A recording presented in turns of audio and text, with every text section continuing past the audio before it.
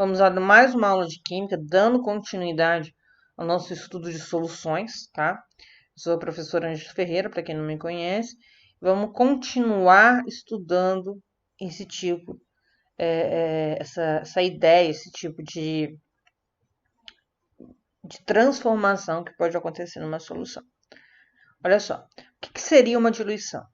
Vamos dizer aqui que eu tenho uma solução inicial, e essa solução inicial ela tem um volume, chamar um volume V1, tá?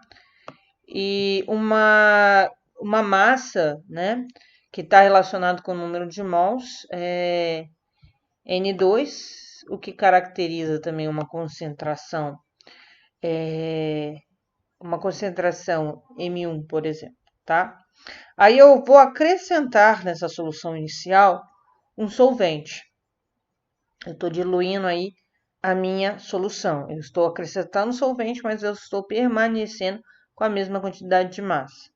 Após acrescentar esse solvente, eu vou ter a seguinte condição. Eu vou aumentar a massa da minha solução, porque eu aumentei a quantidade de solvente, e permanecer a massa do meu soluto, certo? Então, aqui eu já teria um volume V2, por exemplo, né? E eu teria o número de mols igual ao que eu tinha inicialmente. Então, o que a gente pode... A gente pode pensar como diluição, por exemplo, um processo... Eu estou fazendo um suco de pozinho, por exemplo, né? Aqueles sucos feitos para uma quantidade de volume de água. Aí vamos supor que está escrito lá, faz 1 litro. Eu pego, coloco o pozinho, coloco o pozinho em 1 litro de água e faço o suco. Eu tenho ali a minha solução inicial. Mas eu gosto de suco diluído, por exemplo, né? Então, eu vou acrescentar, eu gosto de suco mais fraquinho. Então, eu vou acrescentar naquele suco 1 litro, mais 1 litro de água. Então, o que era para fazer 1, eu vou fazer para 2. Então, eu estou diluindo o meu suco. É análogo ao processo de diluição de qualquer solução, tá bem? E eu não mudei a quantidade de pozinho ali que eu coloquei no meu suco, por exemplo. Mas eu mudei a quantidade de solvente, eu mudei a solução. Mas a massa do suco permanece a mesma. Se a massa permanece a mesma, o número de mols também permanece o mesmo. Então, eu posso dizer que o número de mols inicial é igual ao número de mols final da minha solução. Lembrando do que a gente já viu na aula passada, que número de mols ele pode ser dado por concentração em mol por litro vezes o volume, eu posso substituir o N inicial e o N final por essa relação de concentração e volume. Então, eu posso dizer que a concentração inicial vezes o volume inicial é igual à concentração final vezes o volume final. É a mesma coisa que eu estou dizendo que o número de mols inicial e final são iguais, tá bem? Qual seria um exemplo prático da utilização dessa ideia de número de mols ser o mesmo? Vamos a um exemplo para a gente entender isso. Qual será o volume de água que deve ser acrescentado a 300 ml de uma solução 1,5 mols de ácido clorídrico, HCl, para torná-la 0,3 mols por litro? Vamos inicialmente anotar aquilo que a gente tem. Então, a gente tem um volume inicial de 300 ml, uma concentração inicial de 1,5 mols por litro e uma concentração final de 0,3 mols por litro. A minha pergunta é qual é o volume de água que eu tenho que acrescentar aqui, certo? Então, vou marcar aqui qual que é o volume de água e vamos fazer a conta. Vamos substituir naquela nossa fórmula anterior. Qual seria a minha concentração inicial? 1,5 mols por litro, meu volume inicial 300 ml.